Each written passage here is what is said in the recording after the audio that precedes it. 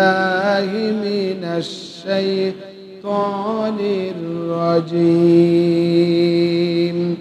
بسم الله الرحمن الرحيم وإنك لعلى خلق عظيم وقال رسول الله صلى الله عليه وسلم إني عبد الله في أم الكتاب لخاتم النبيين وإن آدم لمنجدل في طينته أو كما قال النبي صلى الله عليه وسلم وقال شان حبيبه إن الله وملائكته يصلون على النبي ذات الجلال দরবার লাখ কোটি শুকর যে মহান মুনিব আমাদের সবাইকে সাইয়্যিদুল আইয়াম সপ্তাহের শ্রেষ্ঠ দিন রবিউল আউয়াল মাসে আমাদের প্রিয় নবী এই ধরাধামের শ্রেষ্ঠ মানুষ শ্রেষ্ঠ নবী যিনি পৃথিবীতে এই মাসে আগমন করেছেন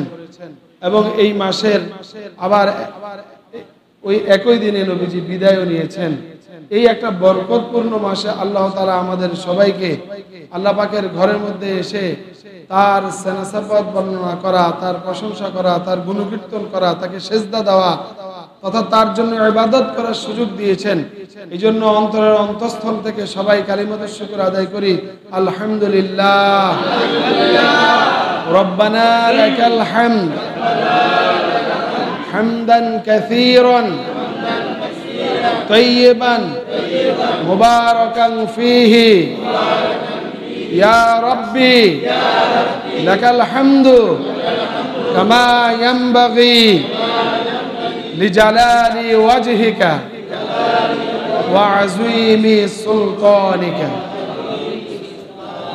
সম্মানিত মুসল্লিয়ান ইকরাম আমরা মিলাদুন নবী নিয়ে আলোচনা করছিলাম ঠিক না ঠিক রাসূল সাল্লাল্লাহু আলাইহি সাল্লামের মিলাদ নিয়ে আমরা গত জুমায় আলোচনা করেছি এই জুমায় করব ইনশাআল্লাহ ধারাবাহিকভাবে আমাদের আলোচনা চলবে নবী করিম সাল্লাল্লাহু আলাইহি ওয়াসাল্লামকে আমরা গত জুমায় এতটুকু পর্যন্ত স্থির হয়েছি যে আল্লাহর নবীকে আল্লাহ তাআলা রবিউল আউয়াল মাসের সোমবারে পৃথিবীতে প্রেরণ করেছেন ঠিক না ঠিক কি বারে সোমবারে তারিখটা আমরা এতটুকু বলেছি যে ৮ তারিখ বিশুদ্ধ আর ১০ তারিখ ১২ তারিখ প্রসিদ্ধ প্রচারে প্রচারে ১২ তারিখ প্রসিদ্ধ হয়ে গেছে আর কোরআন হাদিস প্রেক্ষাপট সব টানলে দেখা যায় ৮ তারিখ সকল মতের আলেমগণ এই দুইটা কথা স্বীকার করে কিন্তু পালন করে ১২ তারিখ পালন করে কত তারিখ ১২ই রবিউল আউয়াল ঠিক না ঠিক এটা এই জন্য প্রসিদ্ধ হয়ে গেছে এটা নিয়ে কোনো ঝগড়া বিবাদের দরকার নাই আমার ভাইয়েরা মিলাদ শব্দের অর্থ জন্ম মিলাদ শব্দের অর্থ কি মিলাদুন নবী মানে নবীজির জন্ম কথা বলেন মিলাদুন নবী মানে কি নবীজির জন্ম আরো একটা ঝগড়া হয় মিলাদুন নবী এবং সিরাতুন নবী নিয়ে এটা আমরা গত জুমায় স্পষ্ট করেছি কেউ মিলাদুন নবীকে তুচ্ছ তাচ্ছিল্য করলে তার ঈমান থাকবে মিলাদুন নবীকে অস্বীকার করার কোনো সুযোগ আবার সিরাতুন নবীকে পালন না করা সিরাতুন নবীকে ছেড়ে দেওয়ার কোনো উপায় জোরে বলেন কোনো উপায় নাই মিলাদুন নবীর এই মাসে সিরাতুন নবী আলোচনা করা হয় এই জন্য কারণ যুগে যুগে আল্লাহ তাআলা যত নবী রাসূল পাঠিয়েছেন আল্লাহ তাআলার উদ্দেশ্য একটাই ছিল উদ্দেশ্য কয়টা ছিল সকল মানুষকে পথহারা মানুষকে ইসলামের দিকে কোরআনের দিকে জাহান্নামী মানুষকে জান্নাতের দিকে দ্বীনহারা মানুষকে দ্বীনের দিকে আল্লাহ বিমুখ মানুষকে আল্লাহর দিকে নবীদের মাধ্যমে দাওয়াত দিয়ে আনা হয়েছে ঠিক না ঠিক এই সকল নবীদের একেবারে এই নবীদের অধিবেশনের শেষ আমাদের নবী প্রিয় নবী মুহাম্মদুর রাসূলুল্লাহ এই কথার মধ্যে কোনো সন্দেহ আছে আল্লাহ পাক নবীদেরকে দুনিয়াতে পাঠিয়েছেন কেন মানুষকে হেদায়েতের জন্য কিসের জন্য মানুষকে হেদায়েতের জন্য সুতরাং আমরা আল্লাহর রাসূলের পক্ষ থেকে, আল্লাহ তাআলার পক্ষ থেকে, কোরআন থেকে, হাদিস থেকে, রাসূলের জীবনী থেকে, সাহাবীদের জীবন আদর্শ থেকে যা কিছু আমাদেরকে বলে আমরা সেটা গ্রহণ করে নিব। ঠিক না ভাই? আল্লাহ রাব্বুল আলামিন কোরআনে কারীমের ভিতরে বলেছেন, মা আতাকুমুর রাসূলু ফাখুযুহু ওয়া মা নাহাকুম আনহু ফান্তাহু। আল্লাহর নবী তোমাদেরকে যা কিছু বলে সবকিছুই তোমরা গ্রহণ করো, তোমরা পালন করো, তোমরা সেগুলোকে আঁকড়িয়ে ধরো। আল্লাহর নবী যা করতে নিষেধ করেছেন সেইগুলো তোমরা পরিত্যাগ করো, ছেড়ে দাও। সুবহানাল্লাহ বলেন। সুতরাং রসুলদেরকে দুনিয়াতে পাঠিয়েছেন, রসুল যেভাবে বলে মানুষ ইমানদার মুসলমান তারা যেন সেইভাবে চলে। ঠিক না বেটি? আজকে আমাদের কাজকর্ম, আমাদের চলাফেরা, আমাদের আদর্শ কি রাসূলের সুন্নাহ মোতাবেক সবগুলো হয়? হয় না? হয় না? হয়নি ভাই? হ্যাঁ, এইটা বললে মিট মিট করে হাসে। কি জন্য হাসেন আল্লাহই জানে। রাসূলের আদর্শ ছাড়া, রাসূলের সুন্নাহ ছাড়া, রাসূলের ইতাআত ছাড়া, রাসূলের আনুগত্য ছাড়া আসমানের নিচে জমিনের উপরে কোনো মানুষ আল্লাহ তাআলার বান্দা হওয়ার কোনো সুযোগ নেই এবং পরকালে জান্নাত পাওয়ার কোনো গ্যারান্টি নেই। কথা কি ঠিক আছে? আল্লাহ রাব্বুল আলামিন সূরা আহজাবের 21 নম্বর আয়াতে আল্লাহ রাব্বুল আলামিন বলেন, লাকাদ কানা লাকুম ফি রাসূলিল্লাহি উসওয়াতুন হাসানাহ। আল্লাহর নবীর জীবনীর মধ্যে তোমাদের জন্য সর্বোত্তম আদর্শ রয়েছে। সুবহানাল্লাহ বলেন। পৃথিবীর মধ্যে মানুষ যদি আল্লাহ রাব্বুল আলামিনের প্রিয় হতে চায়, আল্লাহর আস্থাভাজন হতে চায়, আল্লাহ তাআলার নিকটতম মুকাররাবিন বান্দা হতে চায়, এক কথায় আল্লাহর ওলি হতে চায়, সেই ব্যক্তি আল্লাহর নবীর ইতাআত করা, অনুসরণ অনুকরণ ছাড়া কোনো ক্রমেই তা সম্ভব নয়। ঠিক না বা ঠিক? জোরে বলেন ঠিক না বা ঠিক? কারণ নবীকে পৃথিবীতে পাঠানো হয়েছে। নবীর জন্ম নিয়ে অনেক কথা বলা হয়। নবীজির জন্ম অলৌকিক তো থাকবেই। সুবহানাল্লাহ বলেন। পৃথিবীর মধ্যে সর্বশ্রেষ্ঠ মানুষ নবীগণ, নবীগণের মধ্যে সর্বশ্রেষ্ঠ সাইয়্যিদুল মুরসালিন আমার আপনার নবী মুহাম্মদুর রাসূলুল্লাহ সাল্লাল্লাহু আলাইহি ওয়াসাল্লাম। আমার নবীর জন্মের মধ্যে বিশেষত্ব থাকবে। আল্লাহ তাআলা জান্নাত থেকে মহিলা পাঠাবেন। আল্লাহ তাআলা নবীর জন্মে সকল কিছুকে সুন্দর করে দিয়েছেন। মক্কার মানুষগুলো ঐতিহাসিকগণ বলেছে, আল্লাহর নবী যেদিন জন্মগ্রহণ করেছেন সেই দিন পুরা পৃথিবী একেবারে সাকেত ছিল, নিশ্চুপ ছিল। নবীকে ইস্তেকবাল জানানোর জন্য, নবীকে ভালোবাসা দেওয়ার জন্য, নবীর মহব্বতে সবাই অপেক্ষমান ছিল। সুবহানাল্লাহ। সুতরাং সেই নবী যেদিন এসেছে, ওই মিলাদুন নবী কয়দিন? জোরে বলেন, কয়দিন? আবার বলেন, মিলাদুন নবী। নবীর জন্ম একদিন, পুরো একদিন নয়, একটা ছোট্ট সময়ে নবীজিকে পৃথিবীতে পাঠিয়েছেন। আর নবীর পূর্ণ জীবনটা হচ্ছে সিরাত। নবীর পূর্ণ জীবন কি? সিরাত। সিরাত মানে হচ্ছে চরিত্র, সিরাত মানে হচ্ছে আদর্শ, সিরাত মানে হচ্ছে নবীজির কাজকর্ম। এই সিরাতুন নবী যতদিন পর্যন্ত আমাদের এই চরিত্রের মধ্যে না আসবে, যতদিন পর্যন্ত আমরা রাসূলের আদর্শ গ্রহণ না করব, ততদিন পর্যন্ত আমরা রাসূলের খাঁটি উম্মত হতে পারবো না। আল্লাহর নবী বলেছেন, হাদিস শরীফে এসেছে, নবীজি বলেছেন, তোমরা সবাই আমার ইতাআত না করা পর্যন্ত তোমরা মুমিন হতে পারবে না। এমনকি আল্লাহর নবী জলিলুল কদর নবী হযরতে মূসা আলাইহিস সালাম যদি বর্তমান পৃথিবীতে থাকতেন, আমি মুহাম্মাদের আনুগত্য করা ছাড়া হযরতে মূসা আলাইহিস সালামের আর কোনো পথ থাকতো না। আল্লাহু আকবার। আল্লাহর নবীর মর্যাদা আমার ভাইয়েরা, এই জন্য মিলাদুন নবী হচ্ছে একদিন। মিলাদুন নবী যেদিন জন্মগ্রহণ করেছেন সেটাকে বলে মিলাদুন নবী। আর সিরাতুন নবী হলো নবীজির জন্ম থেকে মৃত্যু পর্যন্ত যতগুলো কাজ নবীজি যেইভাবে করেছেন সেই কাজগুলো পুরোটাই হলো সিরাত, পুরোটাই হলো কি? সিরাত। আল্লাহ রাব্বুল আলামিন হযরতে নবী করিম সাল্লাল্লাহু আলাইহি ওয়াসাল্লামের জন্য পুরা কোরআনকে ওয়াকফ করে দিয়েছেন। আম্মা জান আয়েশা সিদ্দিকাকে জিজ্ঞাসা করলো নবীর চরিত্র কি? আল্লাহর নবীর স্ত্রী হযরত আয়েশা সিদ্দিকা বললেন, তোমরা কি কোরআন পড়োনি? জি পড়েছি। আল্লাহর নবীর স্ত্রী বললেন, কানা খুলুকুহুল কোরআন, কানা খুলুকুহুল কোরআন। পুরা কোরআনটাই তো তোমার নবীর চরিত্র। সুবহানাল্লাহ। নবীর পুরো চরিত্রটাই হচ্ছে কোরআন শরীফ। কোরআনের যেই অধ্যায়ের মধ্যে যাবে সেখানেই নবীর আদর্শ আছে না নাই? জোরে বলেন আছে না নাই? এটাকে বলে সিরাত। এটাকে বলে কি? আমার ভাইরা, জন্ম থেকে মৃত্যুর সময় পর্যন্ত 63 বছর নবীর জিন্দেগি, এই জিন্দেগির পুরাটাই হলো সিরাত। নবীর সিরাতের মধ্যে আল্লাহ তাআলা সূরা আহজাবের 21 নম্বর আয়াতে বলতেছেন যে তোমাদের জন্য আমার নবীর জীবনের মধ্যে সবচাইতে ভালো আদর্শগুলো রয়েছে। আল্লাহু আকবার। আল্লাহ তাআলা বলছেন, লাকাদ কানা লাকুম ফি রাসূলিল্লাহি উসওয়াতুন হাসানাহ। আল্লাহর নবীর চরিত্রের মধ্যে, জীবনের মধ্যে তোমাদের জন্য উত্তম আদর্শ রয়েছে। আবার দেখেন, আপনি যদি জিজ্ঞাসা করেন রব্বে কারীম নবীর আদর্শ বলতে যা বুঝিয়েছেন সেটা কেমন, তার মাপকাঠি কি? আমার আল্লাহ এমন ভাবে নবীর চরিত্রের কথা বলেছে, পৃথিবীর কোন যন্ত্র দিয়ে নবীর চরিত্রকে মাপা যাবে না। আল্লাহ রাব্বুল আলামিন কি শব্দ ব্যবহার করেছেন দেখেন।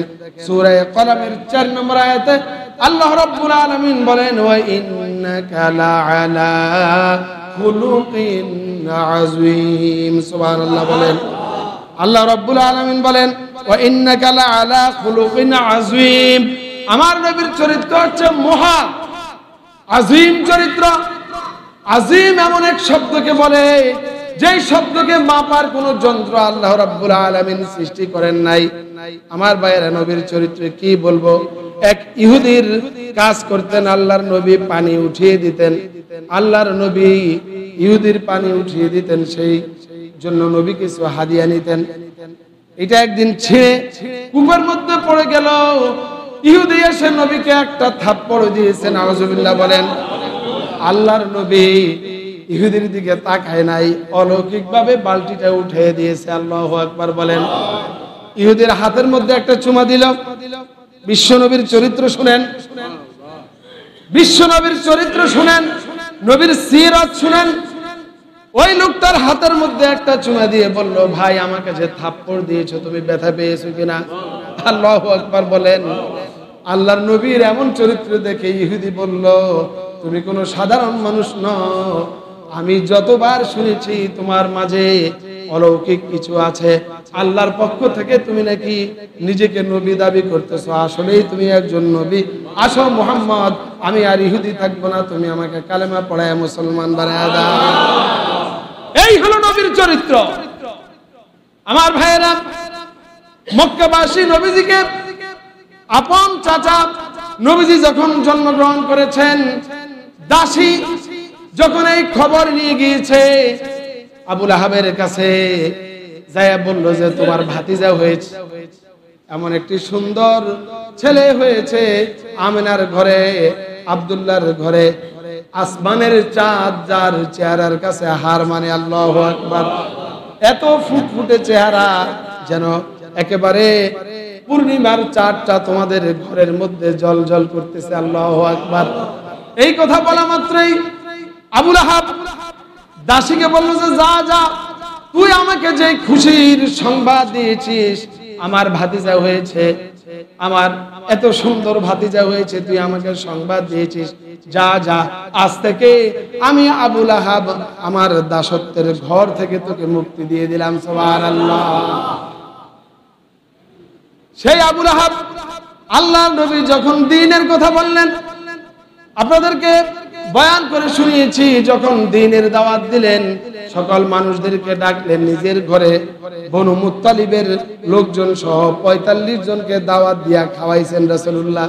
সুবহানাল্লাহ বলেন। রাসূল নিজে খাওয়াইছেন। কোন কোন কিতাবে লেখে সোমবার নবীজি সবাইকে দাওয়াত দিয়েছেন। ওই দিন নবীজির জন্মদিন, নবীজি দোয়া করেছেন, নবীজি রোজা রাখতেন, আর আত্মীয় স্বজনদেরকে ওই দিন নবীজি খাওয়াইছেন। সুবহানাল্লাহ। সেই জায়গার মধ্যে আবু লাহাব বলেছিল, মুহাম্মদ তুই আমাদেরকে বলেছিস ইয়া আইয়ুহান নাস কুলু লা ইলাহা ইল্লাল্লাহ তুফলিহুন। এই কথা বলার সাথে সাথে আবু লাহাব বলল, মুহাম্মদ তুই কি আমাদেরকে এই জন্য ডেকেছিস তোর ধ্বংস হোক? আপন চাচা। কারণ মুহাম্মদ দেব দেবীর পূজা ছেড়ে দিতে বলে, মুহাম্মদ এক আল্লাহর ইবাদত করার জন্য, এক আল্লাহর গোলামি করার জন্য বলে। এইটা তারা সহ্য করতে পারে নাই। এজন্য নবীকে নিজের বাড়ি থেকে, নিজের ঘর থেকে হিজরত করে আল্লাহ তাআলা মদিনায় যাওয়ার জন্য নির্দেশ দিয়েছেন। সুবহানাল্লাহ। আল্লাহর নবী মক্কা থেকে মদিনার দিকে যায়, বারবার নিজের মাতৃভূমির দিকে তাকায়, দর দর করে নবীজির চোখ থেকে পানি পড়ে। মায়ের বাড়ি, বাবার বাড়ি ছেড়ে নবীজি আরেক জায়গায় চলে যাচ্ছে। নিজের বাপ দাদার বাড়ি ছেড়ে যেতে মানুষের কাছে কষ্ট লাগে না, আরাম লাগে? বলেন, সুখ লাগে না কষ্ট লাগে? কষ্ট লাগে। আল্লাহর নবী যখন মক্কা থেকে মদিনার দিকে চলে যায়, বারবার কাবার দিকে তাকায়। আল্লাহর নবীর জবান থেকে বের হয়ে গেছে, ও কাবা, তোর জন্য আমার মায়া লাগে, তোর ছেলেরা আমাকে তোর বুকের মধ্যে থাকতে দিল না, আমি চলে যাই। নবীজি মক্কা থেকে মদিনায় চলে গেলেন। আমার ভাইয়েরা, ওখানে গিয়ে রাসূলুল্লাহ দ্বীনের দাওয়াত দিলেন। মদিনার মানুষগুলো নবীজির জন্য অত্যন্ত পাগল পারা ছিল। কোন পথে নবীজি আসবে, মানুষগুলো পথের মধ্যে দাঁড়িয়ে ছিল। আমরা তাওয়াল্লু পড়ি, তালা আল বাদরু আলাইনা মিন সানিয়াতিল ফিদা ওয়াজাবা শুকরু আলাইনা মা দাআ লিল্লাহি দা। কি পড়ি, অনুভব করি না, জানিও না। আমরা বলতেছি তালা আল বাদরু আলাইনা, আমাদের নিকট পূর্ণিমার চাঁদ উদিত হয়েছে। সুবহানাল্লাহ। আমাদের নিকট পূর্ণিমার চাঁদ উদিত হয়েছে। রাসূলকে তারা পূর্ণিমার চাঁদের চেয়েও বেশি সুন্দর মনে করত। সুবহানাল্লাহ। আল্লাহর নবী যখন মদিনায় যাচ্ছেন, দুই পাশে মানুষ দাঁড়ানো, পাহাড়ের উপর মানুষ দাঁড়ানো, নর নারী সব একসাথে দাঁড়ানো। ছোট ছোট বাচ্চাগুলো নবীজির আগমনে তারা তালবিয়া পাঠ করতেছে, তারা গান গাইতেছে, তারা নাতে রাসূল পড়তেছে। তালা আল বাদরু আলাইনা মিন সানিয়াতিল বিদা ওয়াজাবা শুকরু আলাইনা। পাহাড়ের পাদদেশ দিয়ে রাসূল আসতেছে, আর রাসূলকে দেখে তারা বলে আমাদের উপরে শুকরিয়া আদায় করা ওয়াজিব হয়ে গিয়েছে। মা দাআ লিল্লাহি দা, তিনি আমাদেরকে হেদায়েতের পথে আহ্বান করেছেন। সুবহানাল্লাহ। ঠিক আজকের উলামায়ে কেরামগণ রাসূলের সেই দ্বীনের দাওয়াত শত কষ্ট করে আপনাদের সামনে উপস্থাপন করতেছে, ঠিক না ঠিক? একই দাওয়াত এখনো চলতেছে, একমাত্র একটাই দাওয়াত, এক কালেমার দাওয়াত, এক কোরআনের দাওয়াত, এক ইসলামের দাওয়াত, এক নবীর আদর্শের কথা উলামায়ে কেরাম বলে। যারা কোরআন সুন্নাহ ছাড়া, হাদিস ছাড়া ইসলামের কোনো কথা বানায় বলতে চায়, তাদেরকে অন্তত মূর্খ মানুষ সমর্থন করলো না বুঝে জ্ঞানীরা প্রত্যাখ্যান করে, ঠিক না ঠিক? আর যারা কোরআন থেকে কথা বলে, যারা হাদিস থেকে কথা বলে, তাদেরকে শত সহস্র কষ্ট দেওয়ার পরেও সকল লেভেলের মানুষ তাদেরকে শ্রদ্ধা করে, ভালোবাসে, তাদের জন্য দোয়া করে, ঠিক না ঠিক? তাদের অনুসরণ করে, ঠিক না ঠিক? আমার ভাইয়েরা, তাহলে রাসূলের এই জন্ম, রাসূলের মিলাদ, এটা অস্বীকার করার কোনো সুযোগ নেই। রাসূলের জন্ম হয়েছে, যদি জন্ম না হতো সিরাত আসতো না। রাসূল যেভাবে পৃথিবীতে জন্মগ্রহণ করেছেন, সেভাবে রাসূল আবার মৃত্যুবরণও করেছেন। আল্লাহর নবী বলেছেন, মুসলিম শরীফের 2 নম্বর খণ্ড 819 নম্বর হাদিস, আল্লাহর নবী বলেছেন, যাকা ইয়াউমুন উলিদতু ফীহি ওয়া ইয়াউমুন বুইসতু আও উনজিলা আলাইয়া ফীহি। আল্লাহর নবী বলেছেন যে সোমবারে আমি জন্মগ্রহণ করেছি, এই দিন তোমরা আমাকে রোজা রাখা সম্পর্কে জিজ্ঞেস করেছ। এই দিন আমি রোজা এই জন্য রাখি, রব্বে কারীম আমাকে এই দিন পৃথিবীতে পাঠিয়েছে, আমি জন্মগ্রহণ করেছি। সুবহানাল্লাহ বলেন। এই দিন আমাকে আবার আল্লাহ তাআলা তার পক্ষ থেকে কোরআন দিয়েছেন। কি দিয়েছেন? কোরআন দিয়েছেন। আমার উপর ওহী করেছেন, মানুষদেরকে হেদায়েতের জন্য ডাকার নির্দেশ দিয়েছেন। এই দিন আল্লাহ তাআলা আমাকে আবার পৃথিবী থেকে উঠিয়ে নিয়েছেন। মুসনাদে আহমদের 4 নম্বর খণ্ড 172 নম্বর হাদিস, আল্লাহর নবী বলেন, ক্বালা রাসূলুল্লাহ সাল্লাল্লাহু আলাইহি ওয়াসাল্লাম উলিদান নবী ইয়াউমাল ইসনাইন। আল্লাহর নবী জন্মগ্রহণ করেছেন ইয়াউমে ইসনাইন, মানে সোমবার। কি বলেন ইয়াউমুল ইসনাইন মানে কি সোমবার ওয়াস্তুমবি ইয়াউমাল ইসনাইন আবার যেদিন নবুয়তি দিয়েছে আল্লাহর নবীর 40 বছর পূর্ণ হওয়ার পরে ওই দিনও ছিল সোমবার সুবহানাল্লাহ বলেন আল্লাহর নবী বলেন ওয়াতুফিয়া ইয়াউমুল ইসনাইন আবার যেদিন আল্লাহ তাআলার ডাকে দুনিয়ার মায়া ছেড়ে তোমাদেরকে ছেড়ে আমি যেদিন চলে যাব সেই দিনও হবে সোমবার সুবহানাল্লাহ বারটাকে বারবার কোন বারে এসেছে কোন মাসে এসেছে এটা বারবার রবিউল আউয়াল মাসে সোমবারে নবীজি এসেছে 8 তারিখ হোক 12 তারিখ হোক তারিখ একটা ছিল তারিখটা ঐতিহাসিকগণ সুনির্দিষ্টভাবে বলতে পারেন নাই আমার ভাইয়েরা আজকে নবীর আদর্শ না থাকার কারণে আজকে নবীর সুন্নাহগুলো না থাকার কারণে মুসলমানগণ আজকে নিজেরা নিজেদের ঐতিহ্য হারাচ্ছে আজকে আমাদের সবচেয়ে বড় মাধ্যম এই যে তথ্য সংগ্রহ করে ইন্টারনেট এগুলো ফেসবুক তারপরে কি হোয়াটসঅ্যাপ এরপরে আপনার ইমো তারপরে এই ইউটিউব এগুলোর মাঝে আমাদের অনেক ভাই আমরা দ্বীনের কথাগুলো এই যে আজকে ক্যামেরা এসেছে এগুলো যায় কিন্তু ইউটিউবের ভিতরে ইন্টারনেটের কারণে এমন এক জিনিস ইহুদি খ্রিস্টানরা আবিষ্কার করেছে যেটার কারণে আজকে আমাদের যুব সমাজ প্রায় ধ্বংস কথা বলেন যুব সমাজ কি প্রায় ধ্বংস আল্লাহ রাব্বুল আলামিন এই ব্যাপারে আমাদেরকে সতর্ক করেছেন আল্লাহর নবীর মাধ্যমে আমাদেরকে যে আদর্শগুলো আল্লাহ তাআলা দিয়েছেন সেই আদর্শগুলো আমরা গ্রহণ করি নাই একদম শুরুতেই আলোচনা বলেছি সেগুলো আমরা নেই নাই আমরা তার বিপরীতটা নিয়েছি আজকে ইউটিউবে আপনি যদি কোরআন খোঁজেন কোরআন পাবেন কোন বক্তার নাম দিয়ে আপনি ওয়াজ শুনেন চেষ্টা করবেন আপনি ওয়াজ পাবেন আপনি যদি সেকেন্ড ন্যানো সেকেন্ডের মধ্যে খারাপ কোনো কিছু দেখতে চান সেটা আপনার মোবাইলে ভরপুর হয়ে যাবে ঠিক না ঠিক বরং আজকে এমন হয়েছে আপনি আমি হুজুর আপনার খতিব আপনি ওয়াজ শুনতে যাবেন ইউটিউবাররা যেগুলো দেয় সেখানের মধ্যে পর্যন্ত নগ্ন অর্ধনগ্ন অ্যাড দেওয়া হয় ঠিক না ঠিক যেগুলো মানুষের চরিত্রকে নষ্ট করে দেয় আজকে ইউটিউবের কারণে আজকে ইন্টারনেটের কারণে আজকে গুগলের মাধ্যমে আমাদের যুব সমাজগুলো শেষ হয়ে যাচ্ছে শুধু যুব সমাজ নয় এমনকি বয়স্ক বৃদ্ধ দাড়ি পাকা মানুষগুলো পর্যন্ত আজকে এই ইন্টারনেটের আগ্রাসনে তাদের চরিত্রকে চরিতার্থ করতেছে ঠিক না ঠিক আল্লাহ রাব্বুল আলামিন এই ইউটিউব ইন্টারনেট ব্যবহারের ক্ষেত্রে আল্লাহ রাব্বুল আলামিন নির্দেশনা দিয়েছেন সূরা বনী ইসরাঈলের 36 নম্বর আয়াত আল্লাহ রাব্বুল আলামিন বলেন ওয়ালা তাখফু মা লাইসা লাকা বিহি ইলমুন ইন্নাস সামিআ ওয়াল বাসারা ওয়াল ফুআদা কুল্লুন উলাইকা কানা আনহু মাসউলা সুবহানাল্লাহ বলেন আল্লাহ রাব্বুল আলামিন বলেন যার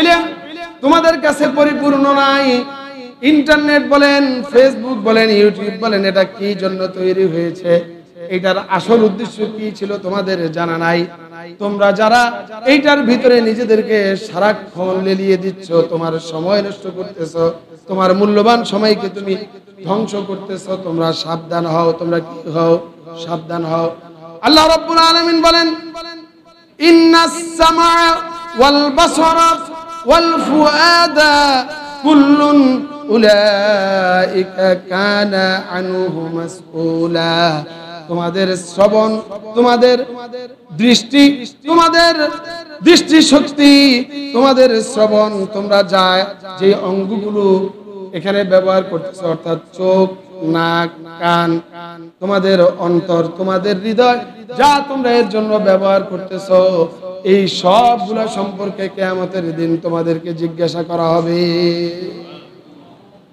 যুবক তোমার পায়ে ধরে বলি আমরা যারা যুবক আছি আমরা ইন্টারনেট ফেসবুক ব্যবহার করার ক্ষেত্রে আল্লাহর সীমারেখা আল্লাহ তাআলার বিধান আমাদেরকে মনে রাখতে হবে আমরা যেই অবস্থায় থাকি না কেন আমাদের প্রত্যেকটি কাজ কোড করে নেয় কে আল্লাহ কে নেন বলেন আল্লাহ রাব্বুল আলামিন সূরা জাসিয়ার 29 নম্বর আয়াত আল্লাহ রাব্বুল আলামিন বলতেছেন হাযা কিতাবুনা ইয়ানতিকু আলাইকুম বিল হাক্কি ইন্না কুন্না ফাস্তানসিখু মা কুনতুম তা'মালুন। সুবহানাল্লাহ বলেন। আল্লাহ রাব্বুল আলামিন বলেন, এই হচ্ছে হাসরের দিন। আমরা যা করেছি আমাদের প্রত্যেকটি আমল লিখে রাখা হয়েছে, এরকম ডায়েরির মধ্যে রেখেছে আল্লাহ রাব্বুল আলামিন। সেটা সামনে দিবেন, সামনে দিয়া বলবেন যে এটা হলো চূড়ান্ত সংরক্ষিত নথিপত্র, এটা হলো চূড়ান্ত, এটা হলো সংরক্ষিত নথিপত্র। তোমাদের জীবন ডায়েরি, তোমরা যেই কাজ করেছো সেই কাজটা আমি আল্লাহ রাব্বুল আলামিনের নির্দেশে ফেরেশতারা লিখে রেখেছেন। আমাদের দুই কাঁধে দুইজন ফেরেশতা আছে না নাই? জোরে বলেন আছে না নাই? আল্লাহ রাব্বুল আলামিন বলেন, কিরামুন কাতিবিনা ইয়ালামুনা মা তাফআলুন। তোমাদের দুই কাঁধে দুইজন সম্মানিত ফেরেশতা রয়েছে, তারা তোমাদের ভালো কাজ করলো সেটা লিখে রাখে, খারাপ কাজ করলো তারা সেটা লিখে রাখে, এই সংরক্ষণ করে রাখে। এগুলো আল্লাহ রাব্বুল আলামিন তোমাদের যা কিছু করেছো সেগুলোর উপর আবার কিয়ামতের দিন তোমাদের সামনে সেগুলো বর্ণনা করবে। সুতরাং আল্লাহর থেকে খালি হওয়ার কোনো সুযোগ, আপনি চুরি করে করবেন, দরজা বন্ধ করে আপনি খারাপ কাজ করবেন, অথবা আপনি রাস্তার পাশে বসে করবেন, যেখানেই করেন সেখানেই আমার আল্লাহ আছে। আমাদের আল্লাহ আমাদের এই ঘাড়ের শাহ রস থেকে আরো নিকটে। ঠিক না বা ঠিক? ঠিক না বা ঠিক? আমার ভাইয়েরা, আল্লাহ রাব্বুল আলামিন সেদিন আরো বলবেন।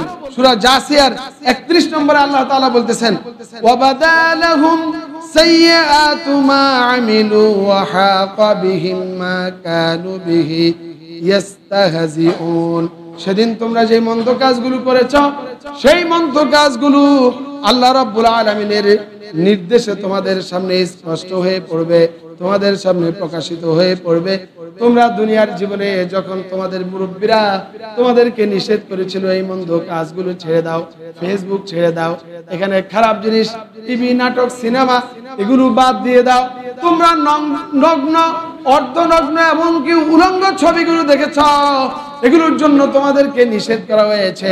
তোমরা হেসেছিলা, তোমরা উপহাস করেছিলা, তোমরা বলেছিলা আরে এগুলো তো আমরা ঘরের ভিতরে, আমরা তো বন্ধু বান্ধব নিয়ে করি, এগুলার আবার কিসের হিসাব হবে? বলেন নাউজুবিল্লাহ।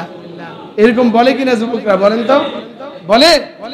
এই যুবকদেরকে আমি কোরআন থেকে আহ্বান করতেছি, ও ভাই, আল্লাহ তাআলা আমার তোমার প্রত্যেকটি কাজকে আল্লাহ তাআলা কোট করতেছেন। আমি আমার গুনার জন্য আল্লাহ তাআলার নিকটে ইস্তেগফার করি, আল্লাহ আমি অনেক ভুল করেছি, আমাকে মাফ করে দাও। প্রতি জুমায় আপনাদের জন্য দোয়া করি, আল্লাহ আমার মুসল্লিদেরকে মাফ করে দাও। এখন আপনারাও তো আল্লাহর কাছে তওবা করতে হবে। ঠিক না? ঠিক, তওবা করতে হবে, এগুলো থেকে ফিরে আসতে হবে। আমার ভাইয়েরা, আল্লাহ থেকে কোনো কিছু গোপন নাই। সূরা ইমরানের 5 নম্বর আয়াতে আল্লাহ তাআলা বলছেন, ইন্নাল্লাহা লা ইয়াখফা আলাইহি শাইউন ফিল আরদি ওয়ালা ফিস সামা। আল্লাহ রাব্বুল আলামিন বলেন, তোমাদের আসমানে এবং জমিনে যা কিছু হয় কোনো কিছু আমি আল্লাহ থেকে গোপন থাকে না। আমি আল্লাহ তাআলা অবশ্যই সবকিছু দেখি। সুবহানাল্লাহ বলেন। সুতরাং আজকে ইন্টারনেটের কথা বলেছিলাম, যুবক সমাজ আজকে তাদের সময় নষ্ট করছে, তারা খারাপ কাজের মধ্যে ডুবে আছে। এইগুলো যদি আজকে যুবক সমাজ মসজিদে সবার আগে আগে আসতো তাহলে তাদের উপকার হতো। তাদেরকে মসজিদে আনার দায়িত্ব আপনাদের মুরব্বীদের সাথে করে নিয়ে আসবেন আমার ভাইয়েরা। কারণ 9% যুবক, 1% যুবক ইবাদত করে ঠিকভাবে, তাহাজ্জুদ পড়ে, এটাও যেমন আছে। 99% যুবক আজকে এই ইন্টারনেটের মধ্যে নগ্ন, অর্ধনগ্ন, উলঙ্গ ছবি, হ্যাঁ, তারপরে কি বলে বিভিন্ন ধরনের ফিল্ম তারা দেখে, বিভিন্ন গেমস খেলে তাদের সময় নষ্ট করে। আমাদের যুবকরা আমাদের সম্পদ, তারা ধ্বংস হয়ে যাচ্ছে। তাদেরকে ফিরে আনার দায়িত্ব কার? জোরে বলেন কার? আমাদের দায়িত্ব। এই যুবকদেরকে আমাদেরকে ফিরে আনতে হবে। রাসূলের যে চরিত্রের কথা, আদর্শের কথা বলেছি, রাসূলকে কেউ কষ্ট দিলেও অযথা রাসূল কারো সাথে ঝগড়া করতেন না। রাসূলকে কষ্ট দিলে তাকে আরো মায়া করতেন, মহব্বত করতেন। রাসূলের আদর্শ দেখে অনেক ইহুদি, বৌদ্ধ, খ্রিস্টান তারা মুসলমান হয়ে গেছে। ঠিক না? ঠিক। আজকে প্রথমে জুমা একজনের কথা বললাম। এইভাবে করে সারা পৃথিবীতে আমাদের যে যুবকরা নষ্ট হয়ে যাচ্ছে তাদের জন্য 1 নম্বরে আমাদেরকে দোয়া করতে হবে। 1 নম্বরে কি করতে হবে? 2 নম্বরে আমরা সবাই ইস্তেগফারের আমল বেশি বেশি করতে হবে। কি ইস্তিগফারের আমল বেশি বেশি করতে হবে। কারণ আমাদের যখন ফাহিশা কাজ হয়ে যায়, সূরা আল ইমরানের 3 নম্বর আয়াতটা অনেক বড় আয়াত, আপনারা পড়ে নেবেন। আল্লাহ রাব্বুল আলামিন সেখানে সুস্পষ্টভাবে বলেছেন সূরা আল ইমরানে যে তোমাদেরকে যখন তোমাদের খারাপ কাজ হয়ে যায় তখন তোমরা সেটার জন্য আল্লাহ তাআলার নিকট কি করো? তওবা করো। যদি তোমরা তওবা করো তাহলে আল্লাহ তাআলা তোমাদের গুনাহগুলো maaf করে দিবেন। সুবহানাল্লাহ বলেন। সূরা আল ইমরানের কত নম্বর আয়াত? 3 নম্বর আয়াত। 3 নম্বর আয়াতে আল্লাহ রাব্বুল আলামিন বলেন ইন্নাল্লাহা লা ইয়াখফা আলাইহি শাইউন ফিল আরদি ওয়ালা ফিস সামাই। আল্লাহ রাব্বুল আলামিন বলেন যে আল্লাহর নিকট কোনো কিছু গোপন থাকে না, সবগুলো আল্লাহ তাআলার নিকট প্রকাশ্য। কোন মানুষ যদি গুনাহ করে যদি আল্লাহ তাআলার নিকট ইস্তিগফার পড়ে, আস্তাগফিরুল্লাহ পড়ে, আল্লাহ আপনি আমাকে maaf করে দেন, আমি আপনার নিকট ক্ষমা চাই, আমার ইচ্ছায় ভুল হয়েছে, অনিচ্ছায় ভুল হয়েছে, শয়তানের ওয়াসওয়াসায় পড়ে আমার ভুল হয়েছে, আমি আপনার নিকট ক্ষমা চাই। মানুষ যদি এইভাবে আল্লাহ তাআলার নিকট অনুনয় বিনয় করে, আল্লাহর নবী বলেন যে আল্লাহ তাআলা তাকে ক্ষমা করে দেয়। সুবহানাল্লাহ। আল্লাহর নবীর কোনো গুনাহ ছিল না। নবীজির সিরাত শুনেন। নবীজির আরেকটা অভ্যাস ছিল, নবীজি দৈনিক কমপক্ষে 70 থেকে 100 বার তওবা করতেন। আল্লাহর নবী ইস্তিগফার করতেন, আল্লাহ তাআলার নিকট ক্ষমা চাইতেন। আল্লাহর নবীর কি কোনো গুনাহ ছিল? সবাই বলেন কোন গুনাহ ছিল? রাসূলের আগের পিছের আল্লাহ বলে সব maaf, সব কি গুনাহ নাই। এরপর নবীজি তওবা করতেন কেন? তাফসিরে জালালাইন লেখে নবীজি তওবা করতেন এই জন্য যেন উম্মতের তওবার অভ্যাস হয়। কারণ নবীজি জানে নবীর উম্মত শয়তানের ওয়াসওয়াসায় পড়ে গুনার মধ্যে শামিল হবে, ফেসবুকে যাবে, ইন্টারনেটে যাবে, নগ্ন ছবি দেখবে, গালমন্দ করবে, গীবত করবে, অন্যের সম্পদ জোর করে খাবে, চুরি করবে, ডাকাতি করবে, জেনে ব্যভিচার করবে। এই সবগুলো বাঁচার জন্য যদি বুঝ আসে, বুধ শক্তি আসে, চিন্তা আসে, তখন সে কিভাবে বাঁচবে? ইস্তিগফার করবে। সুবহানাল্লাহ বলেন।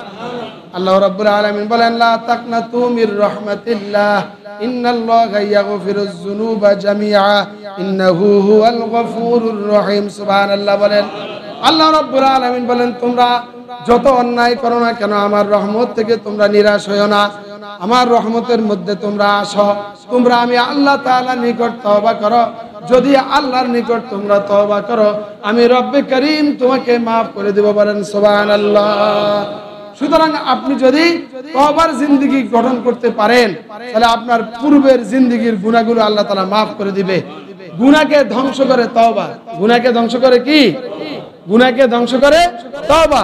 আল্লাহর নবী বলছেন কাঠ আগুনের মধ্যে দিলে পরে কাঠের যেরকম অস্তিত্ব শেষ হয়ে যায়, জ্বলে পুড়ে ছাই হয়ে যায়, মুমিন বান্দা গুনাহ করে যদি তওবা করে তার গুনাহ তার আমলনামা থেকে এইভাবে জ্বলে পুড়ে ছাই হয়ে যায়। সুতরাং তওবা করব তো ইনশাআল্লাহ। তওবা আমরা বেশি বেশি করব, সকাল সন্ধ্যায় তওবা করব। বড় ধরনের কবিরা গুনাহ থেকে আমরা বেঁচে থাকব। অন্যায়ভাবে মানুষকে হত্যা করা, মিথ্যা কথা বলা, আরেকজনের সম্পদ জোর করে খাওয়া, জেনা ব্যভিচার করা, এগুলো হচ্ছে কবিরা গুনাহ। এগুলা কি? কবিরা গুনাহ। স্বাভাবিকভাবে গীবত, শাকায়াত সহ আরো যেগুলো আছে এই কবিরা গুনাহগুলো থেকে আমরা যদি বেঁচে থাকি তাহলে 5 ওয়াক্ত নামাজের মাধ্যমে সগীরা গুনাহগুলো maaf হয়ে যায়। গত জুমা যারা জামাতে নামাজ পড়েছেন এই জুমা পর্যন্ত যারা মাঝখানে 5 ওয়াক্ত নামাজ ঠিক রেখেছেন কিন্তু কিছু চলতে ফিরতে কিছু গুনাহ হয়েছে তো ভাই। আবার এই জুমা যে জামাতে পড়বে ওই জুমা থেকে, গত জুমা থেকে এই জুমা পর্যন্ত যত সগীরা গুনাহ হয়েছে আল্লাহ তাআলা নামাজের বদৌলতে, ওযুর বদৌলতে এই মাঝখানের সগীরা গুনাহগুলো আল্লাহ তাআলা maaf করে দিয়েছে। তাহলে আমরা নামাজ ছেড়ে দিব না। 1 নম্বরে কি করব না? 2 নম্বরে তওবা ছেড়ে দিব না। তওবা ইস্তিগফার বেশি বেশি করব। বলেন ইনশাআল্লাহ। ইস্তিগফার বেশি বেশি করব। 3 নম্বরে আমরা দান সদকা বেশি বেশি করব। 4 নম্বরে বাবা মা, আলেম ওলামা, এলাকার সম্মানিত মানুষ সবাইকে আমরা ইজ্জত দিব, সম্মান দিব। তাহলে আল্লাহ তাআলা আসমান থেকে আমাদের জন্য রহমত নাজিল করবে। আরেকটা, এই যে করোনা ভাইরাস থেকে উঠতে না উঠতেই আমাদের কাছে এসেছিল কি? জ্বর, একটা ভাইরাস, ঠিক কিনা? একেবারে ডেঙ্গু এসেছে। এই ডেঙ্গু জ্বরে অনেক মানুষ ইন্তেকাল করেছে। এখন আবার শুনতেছি আরেকটা ভাইরাস আসতেছে। অর্থাৎ আযাব গজবে পৃথিবী ভরে যাচ্ছে, কথা ঠিক না ঠিক? আমার ভাইয়েরা, এই আযাব গজব থেকে বাঁচার জন্য আল্লাহর নবী একটা দোয়া শিখিয়েছেন। সেই দোয়াটা আমি জুমার 2 খুতবার শেষের খুতবায়, আখেরি খুতবায় মাঝে মাঝে বলি, আল্লাহুম্মা ইন্না নাউযু বিকা মিন মুনকারাতিল আখলাক ওয়াল আমাল ওয়াল আহওয়াই ওয়াল আদওয়া। আল্লাহ তাআলা, আপনি খারাপ চরিত্র থেকে আমাদেরকে বাঁচান, আপনি মন্দ চরিত্র থেকে, শয়তানের ওয়াসওয়াসা থেকে, একেবারে অসুস্থতা থেকে, একেবারে ভাইরাস থেকে আপনি আমাদেরকে হেফাজত করেন। এই দোয়াটা করি। এখন নতুন একটা ভাইরাসের আবিষ্কার শুনতেছি, যদি এটা আসে পৃথিবীর নাকি 65% মানুষ মারা যাবে, নাউজুবিল্লাহ। ভাইরা, মরণ আসবে, মরণ থেকে কেউ বাঁচতে পারবে না, কিন্তু আমাদের মৃত্যুটা অসুস্থতা হয়ে যাক, অ্যাক্সিডেন্ট করে হোক, আগুনে পুড়ে হোক, এটা কি আমরা চাই? জোরে বলেন, এটা কি আমরা চাই? এই অপমৃত্যু থেকে এবং লাঞ্ছনাকর মৃত্যু থেকে আল্লাহ তাআলার নিকট আপনাকে আমাকে অবশ্যই ভালো মৃত্যু চেয়ে নিতে হবে। ভালো মৃত্যুর উপায় হলো বেশি বেশি ইস্তেগফার করা। ফরজ ছেড়ে দিব না, বলেন ফরজ, আর বেশি বেশি ইস্তেগফার করব, জিকির আজগার করব। নামাজ তো ছেড়ে দিবই না, নামাজ ছেড়ে দিলে তার অস্তিত্ব আর থেকে থাকে না।